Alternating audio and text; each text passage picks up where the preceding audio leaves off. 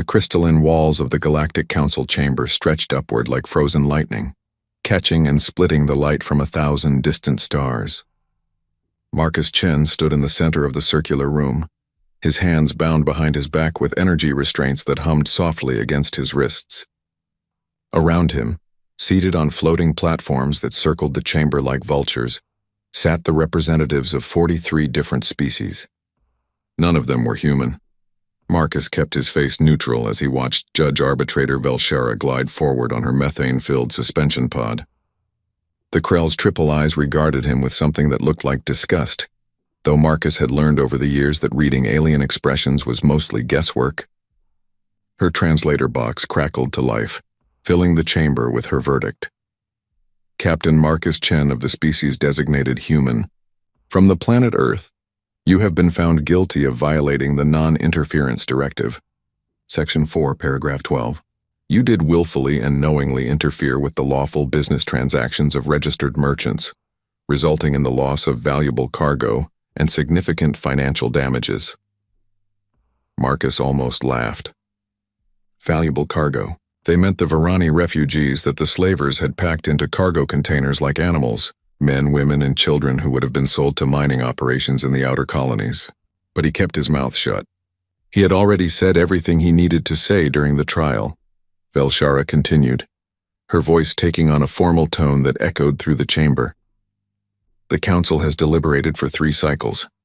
We find that your actions, while perhaps motivated by what your species considers moral reasoning, cannot be excused. The stability of galactic commerce depends upon the respect of established laws. Your species has a documented history of violence and emotional decision-making. You have proven this assessment correct. In the observation gallery above, Ambassador Kira Okonkwo gripped the railing hard enough to hurt. She had fought against this for weeks, calling in every favor she had earned in her 15 years of diplomatic service. It had not been enough. The Council feared humanity's growing influence, feared the way humans seemed to reject the careful bureaucracy that kept the galactic community functioning. They wanted to make an example, and Marcus had given them the perfect opportunity. The sentence is exile, Velshara announced. You will be transported to the planetary body designated Tartarus 9, a Class X Deathworld in the outer reaches. You will be provided with basic survival equipment and left to face the consequences of your actions. May your fate serve as a warning to others who would disrupt the peace of our galactic society. A murmur ran through the assembled representatives. Even by council standards, this was harsh. Tartarus 9 had a reputation. It was where the council sent criminals they wanted to forget about. The automated monitoring systems recorded an average survival time of 14 hours. The record was 3 days, held by a Kravik warrior who had killed his clan leader in ritual combat. Marcus finally allowed himself a small smile. See you in a year. The chamber fell silent. Several translators made confused noises, as if they were not sure they had processed the human's words correctly. Velshara's pod drifted closer, her eyes narrowing. You do not understand the nature of your sentence, she said slowly, as if speaking to a child. Tartarus 9 is classified as incompatible with carbon-based life. The atmospheric pressure alone would crush most species. The predators that inhabit the surface are unlike anything your primitive world has produced. You will not survive the first night. Marcus met her gaze without blinking. Ma'am, with all due respect, my species evolved on a planet that has been trying to kill us since we climbed down from the trees. We've got snakes that can drop an elephant with one bite, spiders the size of dinner plates, jellyfish that make you wish you were dead, and weather that goes from drought to flood without warning. And that's just Australia. He smiled wider. You're going to need a better execution method. Velshara made a sound like steam escaping from a pressure valve. Remove him. 2 security guards, members of the insectoid threne species, moved forward to take Marcus by the arms. He did not resist as they led him out of the chamber. As he passed the observation gallery, he caught Ambassador Okonkwo's eye and gave her a slight nod. She looked like she wanted to cry. He hoped she would not. He was not worth tears. The processing center was cold and efficient. They stripped him of his captain's uniform, the one he had worn for 12 years hauling cargo across the frontier systems. They gave him standard exile equipment, a thermal bodysuit, a multi-tool knife, a fire starter, basic medical supplies, water purification tablets, and a survival kit that looked like it had been designed by someone who had never actually needed to survive anything. They let him keep his dog tags and his wedding ring, not out of kindness but because the regulations did not specifically forbid personal items with no survival value. "You got family?" one of the Threen guards asked as he sealed the equipment pack. His translator gave him a buzzing accent that Marcus had always found oddly friendly. "Had a wife," Marcus said, checking the knife's edge. "Died 6 years ago. Mining accident on Kepler 442b, no kids. My sister's on Earth, but we haven't spoken in a decade." The guard made a clicking sound that might have been sympathy. "The pod will have enough air for the descent. After that, you're on your own. The monitoring satellites will track your life signs for the records, but no one's coming to get you. You understand?" "Yeah, I understand." Marcus finished his inspection of the gear. It was cheap but functional. He had worked with worse. Question though, what happens if someone actually survives? Like, hypothetically speaking? The guard's antennae twitched in what Marcus recognized as the Threen equivalent of a laugh. "In 300 years, no one ever has.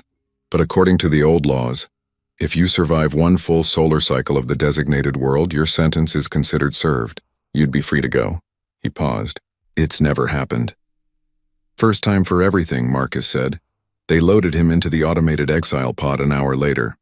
It was a coffin-sized metal tube with a single viewport and enough life support for the 48-hour journey to Tartarus 9. Marcus strapped himself into the acceleration couch and watched through the viewport as Unity 7 station slowly fell away beneath him. Somewhere on that station, Ambassador Okonkwo was probably filing protests that would be ignored. Somewhere else, Velshara was celebrating the removal of another troublesome human from the galactic stage. The pod's navigation system engaged, and the stars wheeled around him as the automated pilot oriented toward the outer reaches. Marcus closed his eyes and let his mind drift back to the moment that had landed him here. The distress call had come through on a standard commercial frequency. A Varani passenger ship requesting assistance with engine failure. Marcus had been 3 days from Unity 7 with a hold full of mining equipment, running behind schedule and low on fuel. The smart play would have been to forward the distress call to the nearest patrol and keep moving. But when he had arrived at the coordinates, he had found not a passenger ship, but a slaver vessel, and the Varani were not passengers, but cargo. He had known immediately what he was looking at. The slave trade was technically illegal in council space, but enforcement was lax in the frontier systems. The merchants claimed they were simply facilitating labor contracts. The Varani, bound and terrified in cargo containers with minimal life support, told a different story. Marcus had made his choice in about 3 seconds. He had opened a direct channel to the slaver captain, informed him that he was in violation of about 16 different laws, and given him 5 minutes to release the Varani. The slaver captain had laughed and told him to mind his own business. So Marcus had targeted the slaver ship's engine housing with his cargo hauler's cutting laser and sliced it in half. He had transferred the Varani to his own ship, called in the coordinates to Council Patrol, and continued on his way. He had thought that would be the end of it. He should have known better. The slaver captain had connections, and the Council had been looking for an excuse to rein in human independence. Marcus Chen, hero to refugees and criminal to bureaucrats, had given them that excuse. The pod shuddered as it entered faster than light transit. Marcus opened his eyes and stared at the distorted starlight streaming past the viewport. He had 3 days to prepare himself mentally for whatever waited on Tartarus 9. 3 days to remember everything his grandfather had taught him about survival in the Australian outback. 3 days to recall his training in the Earth Marines before he had retired and become a cargo hauler. 3 days to convince himself that he actually wanted to live through this. He thought about the Varani refugees. They had made it to safety, according to the last message he had received before his arrest. 37 souls who would see their families again, who would not die in darkness at the bottom of an asteroid mine. That was worth something. That was worth a lot, actually. "All right, Tartarus 9, Marcus said to the empty pod. "Let's see what you've got." The automated pilot did not respond, but somewhere in the depths of the navigation computer, a countdown timer ticked steadily toward 0. In 71 hours and 43 minutes, Marcus Chen would either begin the fight of his life or die trying. Given his choice, he preferred the first option. The pod hummed through the darkness between stars, carrying its lone passenger toward a world that had killed everyone who had ever set foot on its surface. But Marcus Chen was not everyone. He was human, and humans had a gift for surviving things they should not survive. It was practically their species-defining trait. He allowed himself a grin in the darkness of the pod. The council thought they were executing him. They had no idea they were about to learn a very important lesson about humanity. You could kill a human, sure. Humans died all the time. But if you wanted to make sure a human stayed dead, you had better check the body, because if you just assumed they were gone and walked away, there was a better-than-average chance they would come back angry. Velshara and her council were about to discover what Earth's worst had already learned. Humans were not the biggest predators in the galaxy, or the strongest, or the fastest. But they were the most stubborn, and sometimes stubbornness was the only survival trait that really mattered. The pod's computer chimed softly, announcing that the first day of travel was complete. 2 more days until Tartarus 9. Marcus closed his eyes and began to plan. The pod hit atmosphere like a hammer striking an anvil. Marcus gritted his teeth as the entire vessel shook violently, the heat shields glowing cherry red through the small viewport. The automated systems had dropped him during what the data packet called Tartarus 9's calm season. Though Marcus suspected the definition of calm was relative when it came to Deathworlds. The altimeter spun downward at a terrifying rate, numbers blurring as the pod screamed through clouds that glowed an ugly yellow-green in the double sunlight. 3,000 meters. 2,000. 1,000. The retro rockets fired at 500 meters, barely enough to keep the pod from becoming a crater. Marcus felt his stomach lurch as the descent turned from controlled fall to barely controlled crash. Trees exploded beneath the pod's impact, and then everything went sideways as the vessel bounced, rolled, and finally slammed into something solid enough to stop its momentum. For a long moment, Marcus just sat there taking inventory. Both arms worked. Both legs responded. Ribs felt intact, head hurt like hell, but his vision was clear. Not bad for a crash landing on a planet that wanted him dead. The pod's emergency systems hissed as they equalized pressure with the outside atmosphere. Red lights flashed a warning that external conditions were hostile, as if that was news to anyone. Marcus unstrapped himself from the acceleration couch and hit the manual release on the hatch. It blew outward with a bang, and the smell of Tartarus 9 rolled in like a wave. It was thick, heavy with moisture and something organic that reminded him of rotting fruit mixed with burning metal. The air tasted acidic on his tongue. He pulled his scarf up over his nose and mouth before climbing out. His first thought was that whoever named this place Tartarus had been overly dramatic. His second thought was that maybe they had not been dramatic enough. The jungle stretched in every direction, a nightmare landscape of twisted vegetation that glowed with bioluminescent patches of blue and sickly purple. The trees were massive, their trunks wider than the pod and covered in what looked like black scales. Vines hung between them like cables, some as thick as Marcus's leg, others thin as wire and moving slightly in the wind. Or maybe they were moving on their own. It was hard to tell. The ground was spongy beneath his boots, covered in a carpet of moss that released spores when he stepped on it. Marcus watched the tiny particles float upward and made a mental note to avoid breathing them if possible. Everything here probably wanted to kill him in some creative way. The temperature was hot, maybe 40 degrees Celsius, and the humidity was close to 100%. His bodysuit immediately began working overtime to keep him from cooking in his own sweat. Marcus pulled his gear from the pod and did a quick check. Everything had survived the crash. Small miracle. He strapped the knife to his belt, slung the pack over his shoulders, and took a moment to survey his surroundings more carefully. The pod had carved a path through the jungle about 50 meters long, leaving a trail of broken vegetation and scorched earth. Smoke rose from several small fires where the heat shields had ignited the local plant life. That was going to be a problem. The crash site was visible from orbit, and while no one was coming to rescue him, the smoke would attract attention from anything that hunted by sight. Marcus needed to move, and fast. He checked his compass. It spun uselessly, the magnetic field of this planet apparently too chaotic for simple navigation. Great. He would have to navigate by the suns once he figured out their patterns. For now, he just needed to find shelter and water. The survival manual said Tartarus 9 had a day-night cycle of roughly 30 hours. That gave him maybe 12 hours before dark, and he did not want to meet whatever came out at night without some kind of defensible position.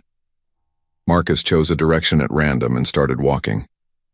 The jungle fought him for every meter. Vines caught at his legs and arms.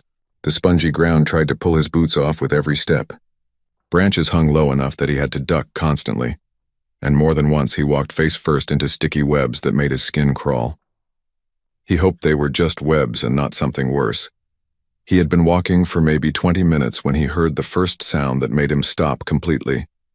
It was a low thrumming noise, rhythmic and deep enough to feel in his chest. It came from somewhere ahead and to his left. Marcus froze, his hand going to the knife at his belt. The thrumming continued for another 10 seconds, then stopped. The jungle went completely silent. That silence lasted exactly 3 heartbeats. Then something screamed. It was not a human sound. It was not anything Marcus had ever heard before. It started low and climbed higher, like metal tearing combined with the shriek of an angry cat scaled up 1,000 times. And it was getting closer. Marcus ran. He crashed through the undergrowth, not caring about stealth anymore, just putting distance between himself and whatever was making that noise. Behind him, he heard trees snapping. Something big was moving fast. Something very big. He broke into a small clearing and immediately wished he had not. The ground here was different, darker, almost black.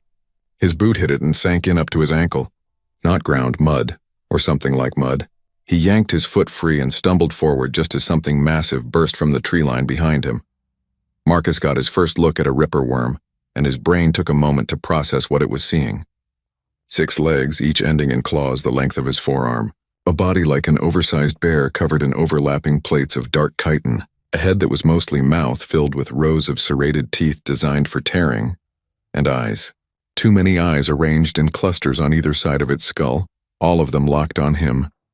The creature charged across the clearing, and Marcus did the only thing that made sense. He ran straight at it. The ripper worm clearly had not expected that. It tried to adjust its attack, but momentum was not its friend. Marcus dropped into a slide at the last second, passing under the creature's body as its jaws snapped shut on empty air. He felt claws rake across his back, but the bodysuit held. He came out of the slide on the other side, rolled to his feet, and kept running. Behind him, the ripper worm crashed into the mud with a sound like thunder. Marcus did not look back. He could hear it thrashing, its claws scrabbling for purchase in the thick sludge. Good. Maybe it would drown. He did not stop running until his lungs were burning and his legs felt like jelly. When he finally stopped, bent over with his hands on his knees, he was at the base of a cliff face. The rock was the same dark material as everything else on this planet, but it looked solid. More importantly, about 10 meters up the cliff face was the mouth of a cave. It was not much, maybe 2 meters wide, but it was shelter. And right now, shelter was worth more than gold. Marcus studied the cliff face for a moment, mapping out his route. The rock was rough with plenty of handholds. He had done harder climbs during his training. Of course, that training had not taken place on a planet trying to kill him while wearing a pack full of survival gear. But complaining would not make things easier. He started climbing. His muscles protested every meter, still sore from the crash landing and the sprint through the jungle. Halfway up, his foot slipped on a patch of slime coating the rock. He caught himself with his fingers, feeling his nails dig into the stone, and found a new foothold. Keep moving. Do not think about the fall. Do not think about what might be waiting at the bottom. He pulled himself over the lip of the cave entrance and collapsed for a moment, breathing hard. The cave was shallow, maybe 5 meters deep, but the back wall was solid rock. More importantly, it was dry. The floor was covered in a layer of fine dust that puffed up when he crawled inside. Nothing living as far as he could tell. No bones, no nests, no signs of habitation. Either nothing used this cave or whatever had used it was long gone. Marcus dragged himself to the back wall and let his pack slide off his shoulders. Every muscle in his body was screaming. His back stung where the ripper worm had clawed him, but when he checked, the bodysuit had only been torn, not penetrated. He could patch it later. For now, he needed to secure the cave entrance and then rest. He spent the next hour working. First, he used his multi-tool to cut several thick vines from near the cave mouth. They were tough as steel cables, but flexible. He wove them into a rough barrier that would not stop anything determined, but might give him warning if something tried to enter. Then he gathered rocks from around the cave and stacked them near the entrance, creating ammunition for throwing. Primitive, but effective. As the twin suns began to sink toward the horizon, Marcus allowed himself to break out one of his ration bars and some water. The ration bar tasted like cardboard mixed with disappointment, but it was calories and that was all that mattered. The water was better, still cold from the purification system in his pack. He let himself drink more than he probably should have. knowing that finding water sources would be one of his first priorities tomorrow. Outside the cave, the jungle was changing. The bioluminescent patches on the trees were glowing brighter as the natural light faded. New sounds emerged, calls and cries from creatures waking up for the night shift. Marcus sat with his back against the cave wall, his knife in one hand, and watched the entrance. Sleep would come eventually, but for now, adrenaline was keeping him wired. His mind drifted to the data packet the pod had downloaded before landing. Tartarus 9 was larger than Earth with higher gravity. The atmosphere was breathable but acidic enough to cause long-term damage to most species. The local ecosystem was aggressive and adaptable. Weather patterns were violent and unpredictable. The planet had 2 seasons, calm and catastrophic. He had arrived at the beginning of calm season, which lasted approximately 6 standard months. After that came what the data had called the crucible season, when conditions became exponentially worse. 6 months to prepare. 6 months to learn how to not just survive but thrive. 6 months before the planet stopped playing nice and really tried to kill him. Marcus looked down at his chronometer. Day 1, hour 17. He had already lasted longer than the average. A bitter laugh escaped his lips. Such a low bar to clear, and yet here he was, proud of himself for not dying immediately. Outside, something howled. It was answered by something else farther away. The night was filling with noise. A symphony of creatures that had never known humans and did not care about galactic councils or justice or exile. They only knew hunger and territory and survival. Marcus closed his eyes for just a moment, and when he opened them again, the twin suns were rising. He had survived the night. He did not remember falling asleep, but apparently his body had made that decision for him. The vine barrier was intact. Nothing had tried to enter the cave. Day 2 had arrived. He stood up slowly, feeling every bruise and strain. His back was stiff where the Ripper worm had hit him, but he was alive. He was functional. He could work with that. Marcus walked to the cave entrance and looked out over the jungle. Somewhere out there, monitoring satellites were recording his life signs, transmitting data back to Unity 7 station. Somewhere out there, Velshara probably expected him to be dead already. Somewhere out there, Ambassador Okonkwo might be hoping he had found a quick end rather than suffering. He picked up a sharp rock and carved a single line into the cave wall near the entrance. Day 1 survived. There would be more lines, many more. He was going to fill this wall with lines, and then he was going to go back to Unity 7 and make Velshara count every single one of them. The jungle below stirred as creatures began their daily routines. Marcus checked his gear, secured his knife, and started planning his day. Find water. Scout the area. Learn the patterns. Adapt. Humans were good at adapting. It was what they did best. And Marcus Chen was about to become very, very good at it. Day 182. Marcus Chen knelt beside the stream, his hands cupped under the flowing water as he checked its clarity against the morning light. The water ran clear and cold, filtering through the layers of volcanic rock he had traced back to its source 3 weeks ago. He had tested it repeatedly with his purification tablets, and while the chemical analysis showed higher mineral content than Earth water, it was drinkable. More importantly, it was reliable. He filled his canteens and stood surveying the territory he had claimed as his own. The cave was now a fortress. The entrance was reinforced with logs cut from the acid-resistant trees he had discovered growing near the volcanic vents. He had woven a door from the toughest vines treated with sap from a plant that hardened like concrete when exposed to air. Inside, the walls were lined with supplies, dried meat from smaller creatures he had trapped, edible roots and fungi he had tested carefully on himself, and tools he had crafted from bone, stone, and scavenged materials. The transformation had not been easy. The first month had been pure survival, a desperate scramble to learn the rules of this world before it killed him. He had been sick twice from eating the wrong plants despite his careful testing. He had been injured a dozen times, from a broken finger when a trap had snapped on his hand to a deep gash on his leg, from a thorned vine that had seemed dead until he grabbed it. But he had learned. More than that, he had adapted. Marcus wore armor now, crude but effective. Plates of chitin harvested from Ripper worms he had killed, bound together with treated vine and padded with layers of fungal material that dried into something like leather. He carried a spear, the shaft carved from dense wood and tipped with a blade he had shaped from a Ripper worm claw. At his side was still the multi-tool knife, but now it was joined by a collection of other tools, a hand axe, a bone saw, various cutting implements he had made himself. He looked different, too. His hair had grown long and he had tied it back with a strip of leather. His face was leaner, hardened by months of constant physical exertion. His hands were calloused and scarred. He moved differently, with the economical grace of a predator that had learned to waste no energy. The jungle had tried to break him, and instead it had forged him into something harder. The suns were climbing higher, signaling the approach of midday heat. Marcus began his daily routine of checking his trap lines. He had set up a network of snares and pitfalls in a rough circle around his cave, targeting the smaller creatures that served as prey for the larger predators. The meat was stringy and tasted like mushrooms mixed with fish, but it was protein and his body needed it. 3 of his traps had been triggered. 2 held small reptilian creatures that looked like a cross between a lizard and an armadillo. The 3rd trap was empty but destroyed, probably by something bigger that had taken the bait. Marcus reset the traps carefully, always aware of his surroundings. Complacency killed faster than any predator. As he worked, his mind went to the discovery he had made the previous week. Deep in the jungle, nearly a full day's travel from his cave, he had found ruins. They were partially overgrown, consumed by the aggressive vegetation, but unmistakable. Walls of worked stone too precise to be natural, doorways that led into collapsed structures, and symbols, carved into the stone in patterns that spoke of intelligence and purpose. Someone had tried to live here once. Someone had failed.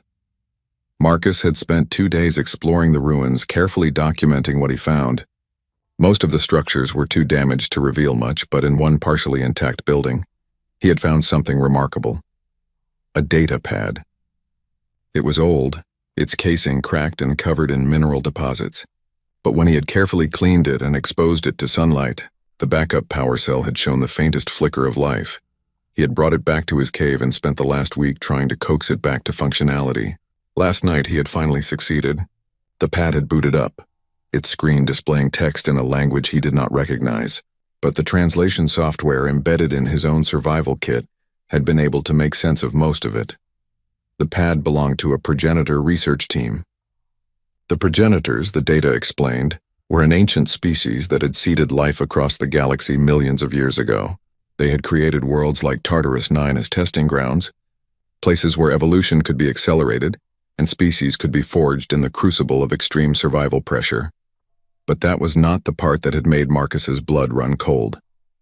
The pad included a calendar system, and according to its records, the researchers had arrived on Tartarus 9 during calm season. They had established a base. They had begun their studies. They had survived for nearly a full year, and then, 3 weeks before the end of calm season, the entries stopped abruptly. The final entry was just 3 words repeated over and over. The crucible comes. Marcus had read those words and understood. Calm season was the test. The crucible was the judgment. And he was 6 months into a year-long sentence, which meant the crucible was coming. He finished checking his traps and returned to the cave, his mind already planning. The datapad had more information, deeper in its memory banks. There were mentions of technology, of safe zones, of patterns in the planetary cycles. If he could access all of it, he might be able to prepare for whatever the crucible would bring. As he settled into the cave and pulled out the datapad, movement caught his eye from below. Marcus froze, his hand going to his spear. Something was approaching up the cliff face, not climbing, flowing, like liquid metal, catching the light as it moved. Marcus had seen many strange things on Tartarus 9, but this was new. The flowing shape resolved itself into a form as it reached the cave entrance. It was roughly spherical, about the size of his head, made up of thousands of tiny crystalline fragments that moved independently, but maintained cohesion as a whole.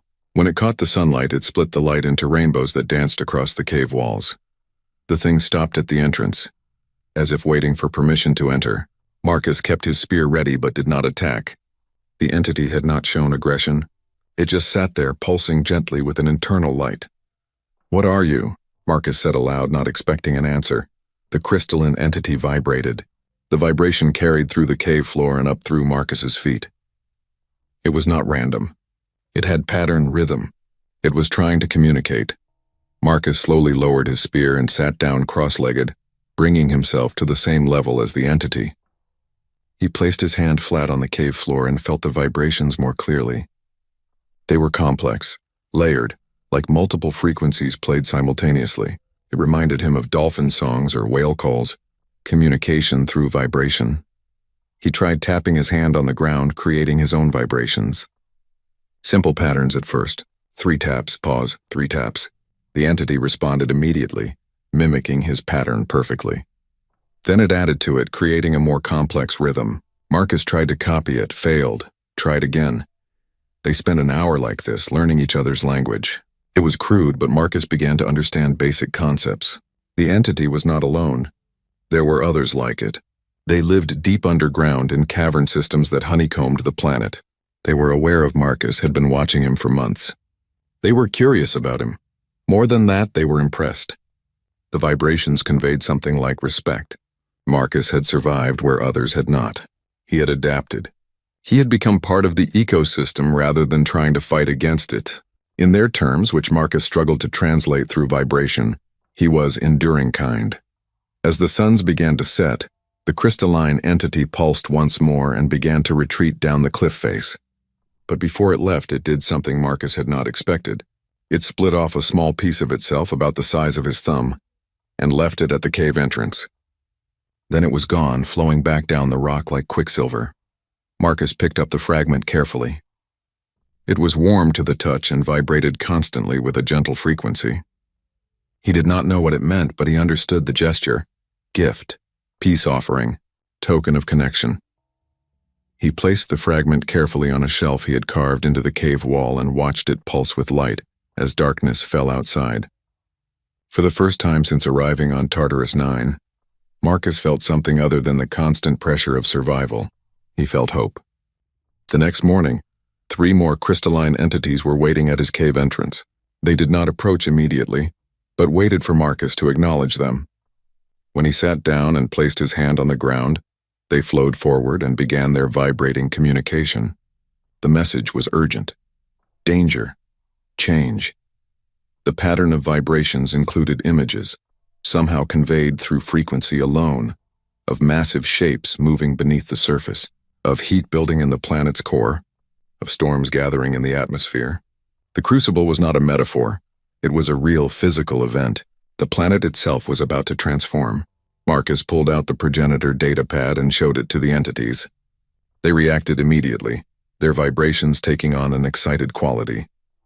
They knew this device. Their ancestors had interacted with the progenitors. The entities flowed around the pad, and Marcus felt new vibrations, these ones seeming to interface directly with the device's systems. The screen flickered and came fully to life. Data scrolled across it faster than Marcus could read. But the entities were downloading everything, accessing files the pad's damaged systems could not have reached on their own. When they finished, the lead entity turned its vibrations back to Marcus.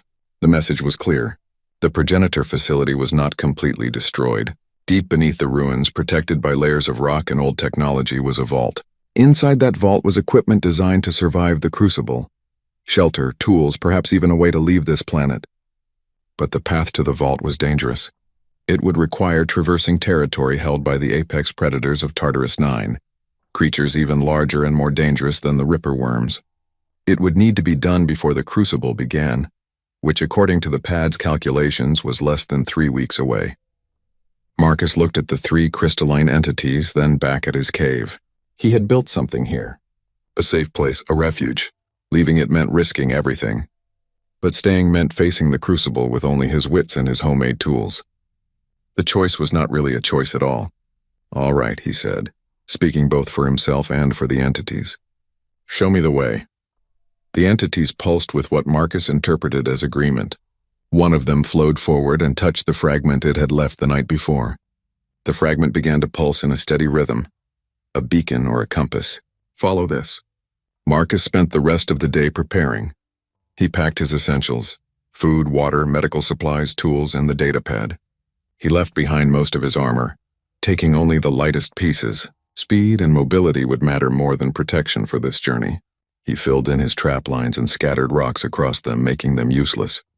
If he did not come back, he did not want any creature to suffer in a trap that would never be checked. As the sun set on day 183, Marcus stood at the cave entrance one last time.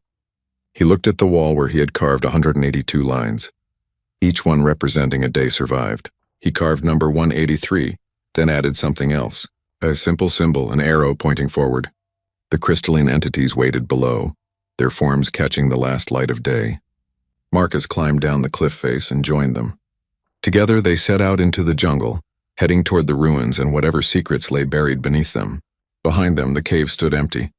Before them, the jungle stretched dark and dangerous. Above them, monitoring satellites recorded a human life sign moving deeper into hostile territory. And far beneath the surface, in the molten heart of Tartarus 9, ancient machines began to wake up.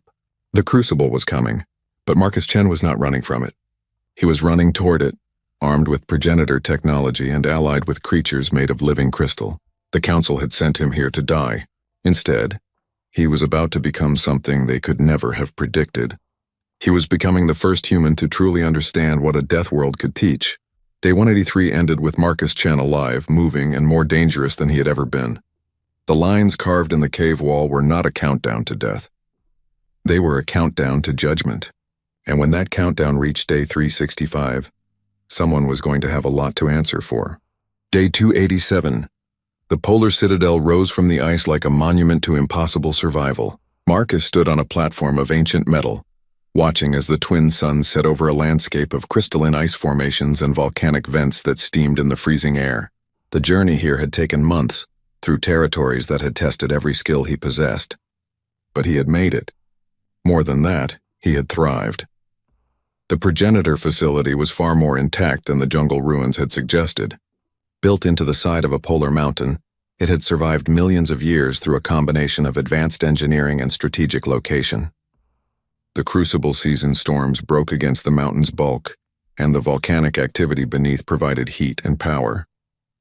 The progenitors had chosen well. Marcus had spent the last several weeks learning the facility's systems, aided by the crystalline swarm.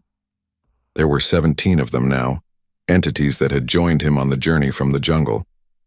They called themselves the Resonance, and they had welcomed Marcus into their collective with an enthusiasm he found both touching and slightly overwhelming.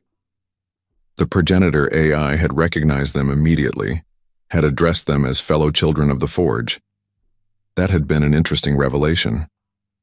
The Resonance were not native to Tartarus 9.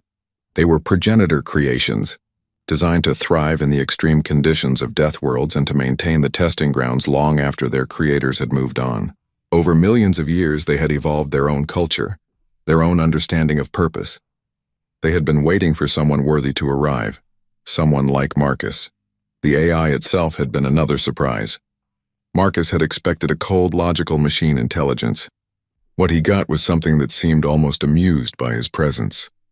The progenitor who programmed this AI had given it a personality, complete with what Marcus could only describe as a sense of humor. It called itself Forge Keeper, and it had been testing Marcus since the moment he stepped into the facility. The tests had been subtle at first. Equipment that malfunctioned at critical moments, forcing improvisation, doors that sealed requiring him to find alternate routes, food synthesizers that produced increasingly unpleasant rations.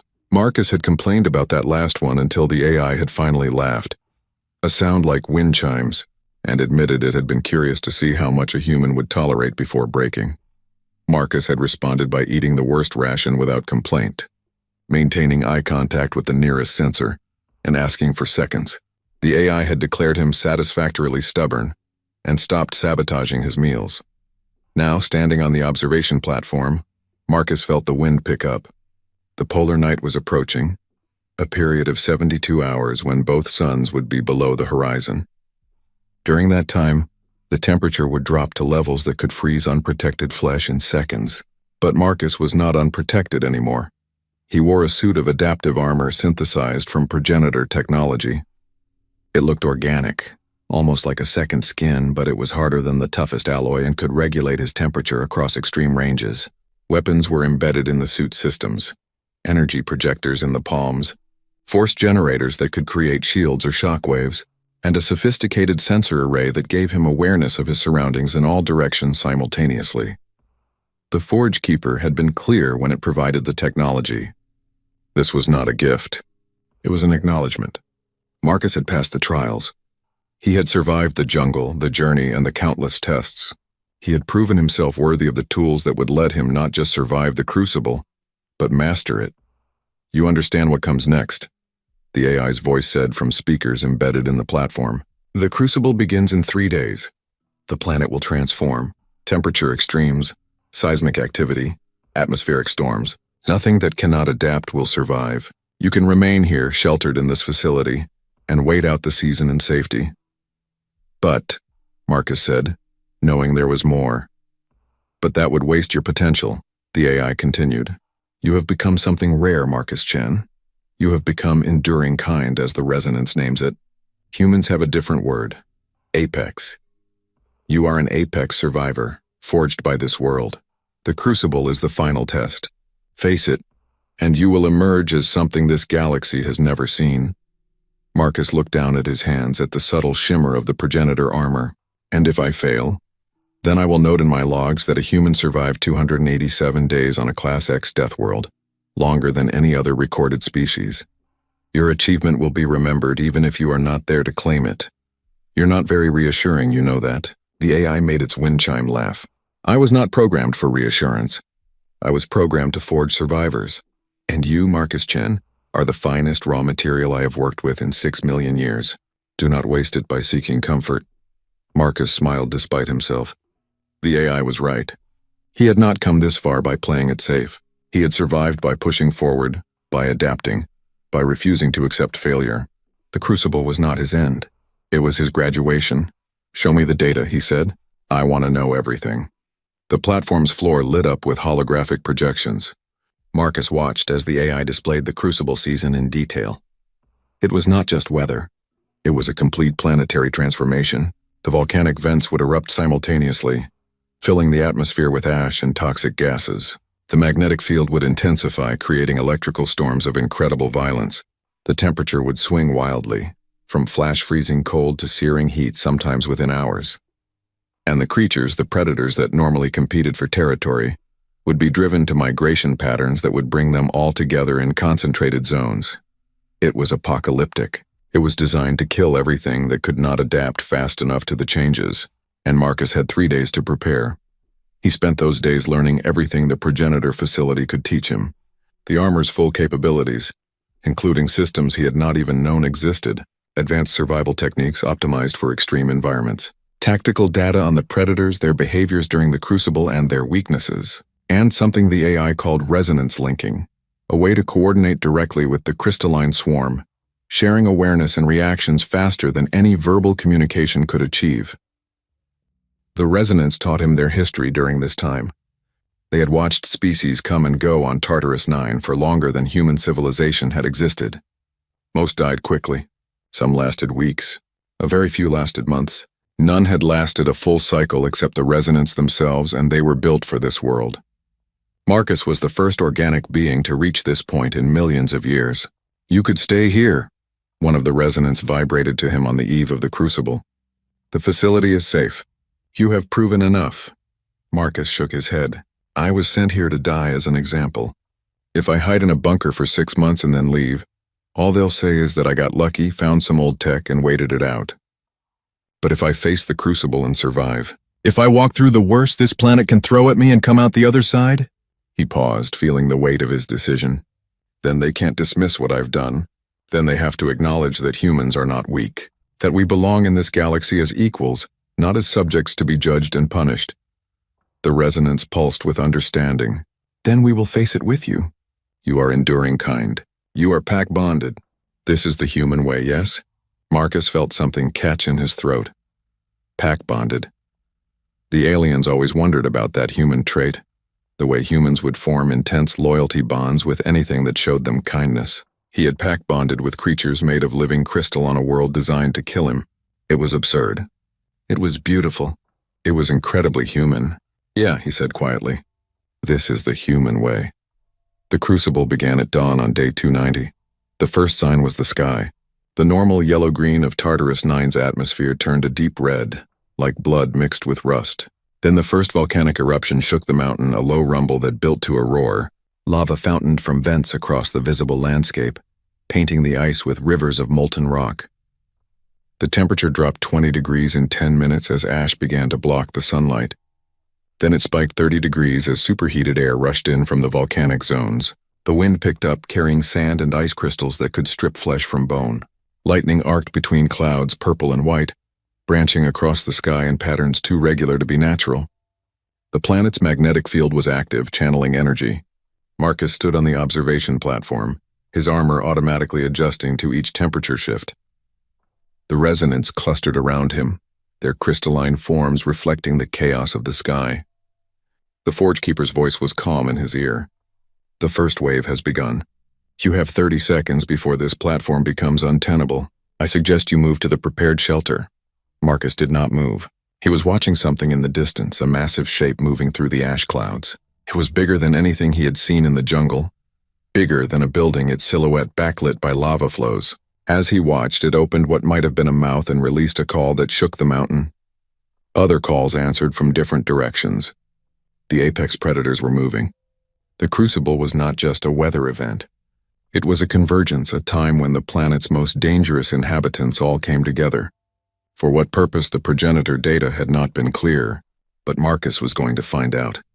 I'm not hiding, he said to the AI, not from this. If I want the Council to take me seriously, I need to do more than survive. I need to prove that humans can not only endure the worst this universe offers, but come back stronger. The AI was silent for a moment. Then its wind chime laugh rang out over the roar of the storm. Then I will observe with great interest, Marcus Chen. You are either the greatest survivor I have encountered, or the most magnificently foolish. Time will tell which. Marcus activated his armor's full systems and felt power surge through him. The resonance linked with him, their consciousness touching his, creating a network of shared awareness. He could feel what they felt, see what they saw, react with their speed and his adaptability combined. He looked out at the transformed landscape, at the Crucible in all its terrible glory, and smiled. This was what the Council had sentenced him to. This was their idea of execution. They had given him their worst, and he had turned it into his crucible, his forge, his graduation. Day 290, he said, recording a message on the datapad that would automatically upload to the monitoring satellites. The Crucible has begun. To Judge Velshara and the Council, if you're watching, class is in session. And this human? He's about to earn his degree. Then he stepped off the platform and into the storm, the resonance flowing around him like a shield of living light.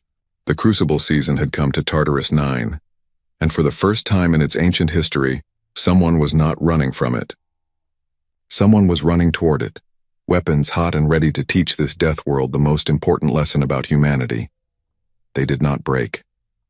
They bent, they adapted, they evolved, and when the trial was over, they came back for judgment. The real judgment was about to begin. Day 365. The vessel that appeared on Unity 7 sensors should not have existed. It was broadcasting identification codes that were older than most of the species on the Council, progenitor authentication protocols that had not been active for millions of years. The station's defense systems did not know whether to target it or bow to it. In the Council emergency chamber, 43 species representatives scrambled to understand what was happening. The vessel was requesting docking clearance and demanding an immediate session of the full Council. It was not asking. It was invoking ancient laws that technically superseded the Council's own authority, laws written by the progenitors themselves and encoded into the foundation of galactic civilization. Judge Arbitrator Velshara felt something she had not experienced in decades: fear. She knew, with absolute certainty, what that vessel carried, or rather who it carried. It's impossible, she said to the other Council members via the emergency channel. The monitoring satellites showed his life signs active, yes, but the Crucible season ended only 2 days ago. Even with progenitor shelter, no organic being could survive the convergence. The data must be corrupted.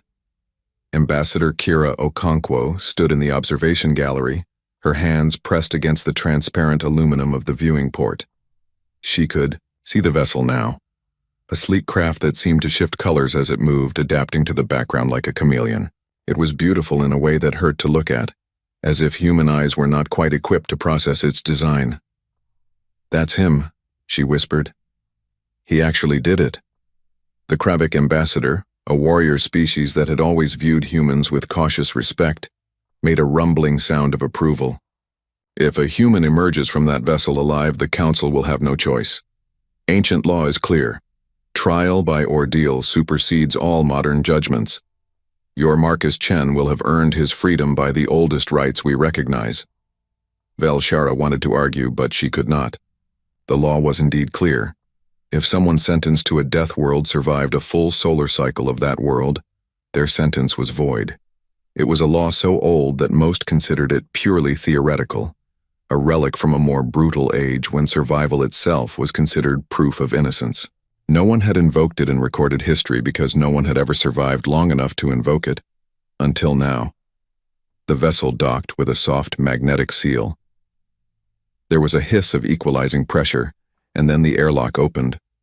What emerged made several council members physically recoil. Marcus Chen no longer looked entirely human.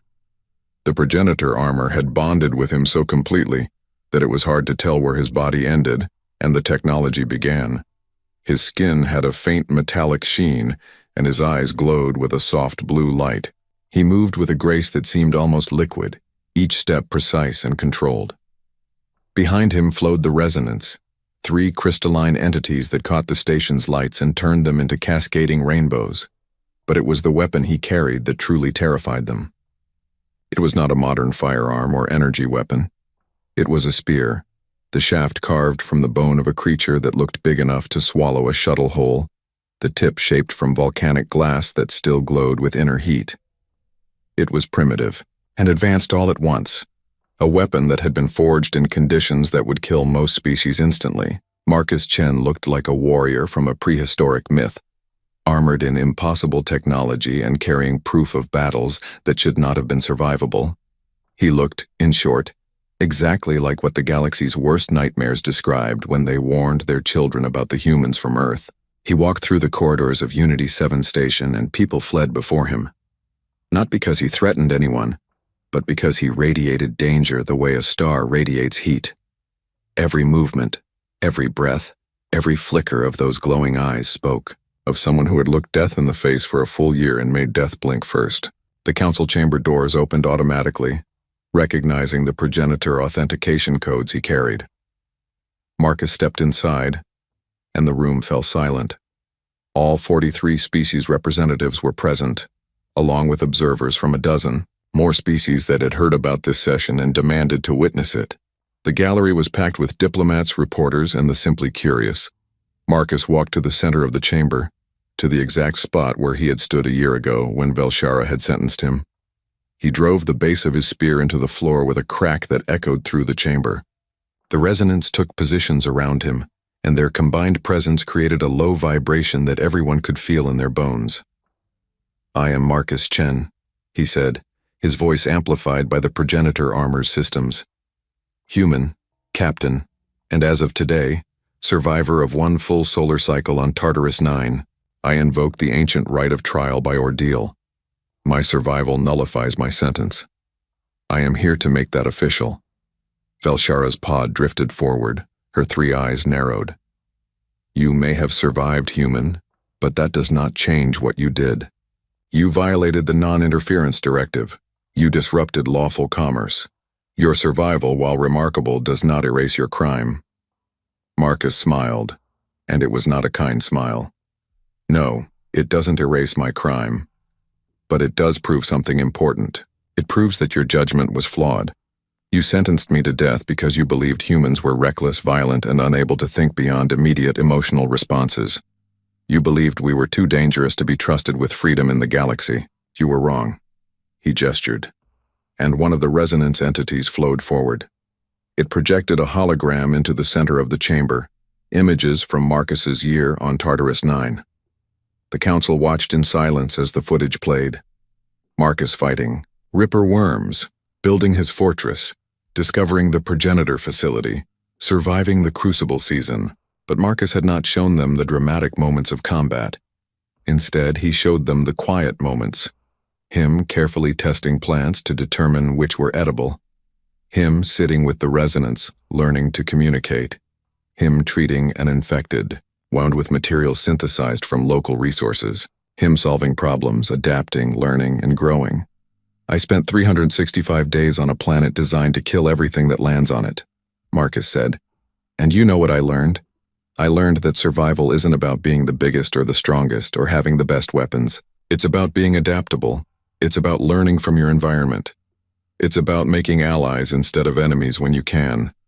These are not the traits of a reckless, violent species. These are the traits of a species that has earned its place in the galaxy. He pulled out the data pad, the progenitor device he had discovered in the ruins. I also learned something else. I learned that you've been using Tartarus 9 as an execution method for centuries.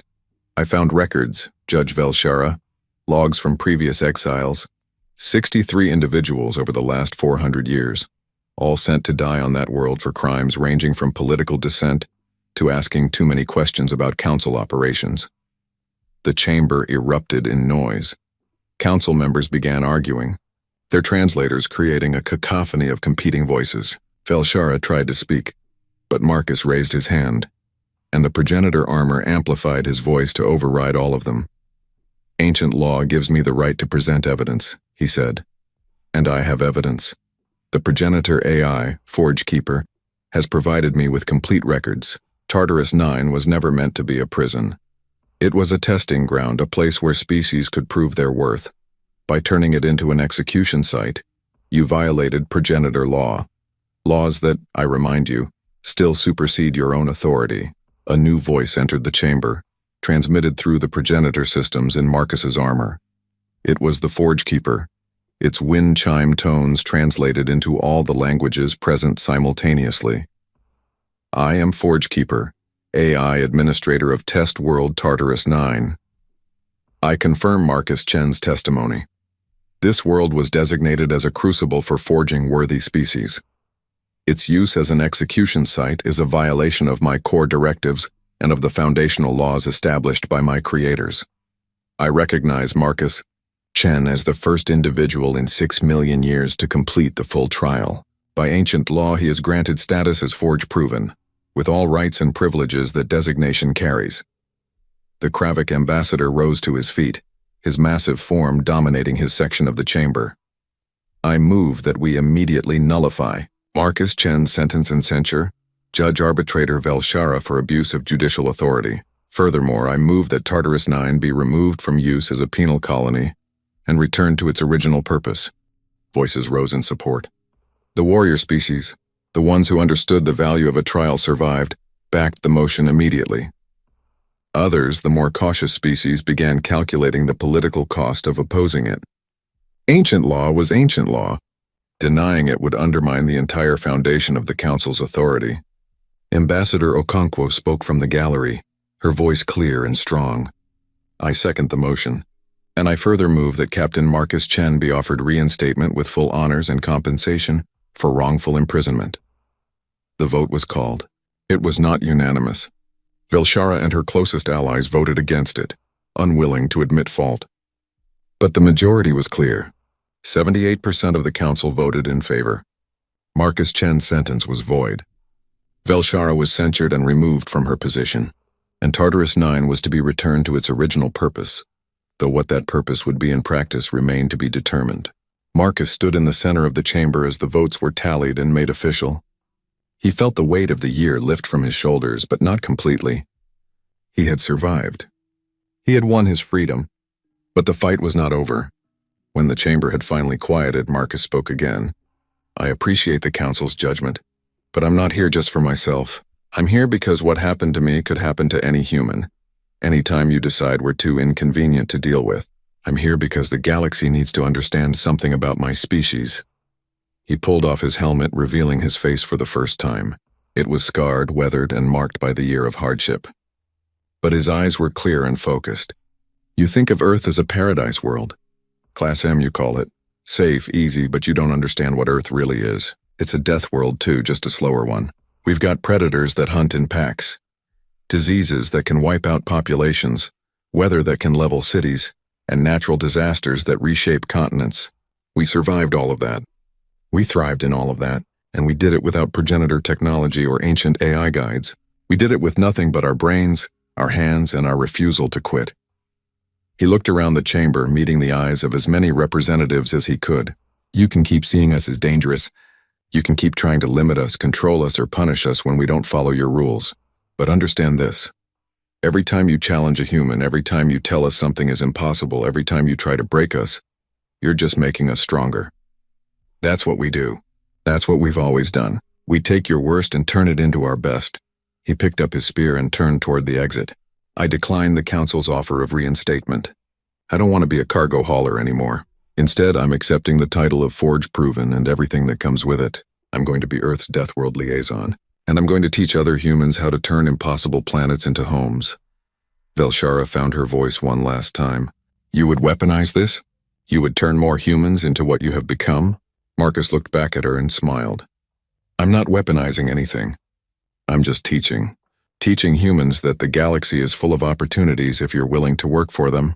Teaching them that death worlds are not prisons or execution sites. They're challenges. And humans love challenges. He walked out of the chamber, the resonance flowing behind him.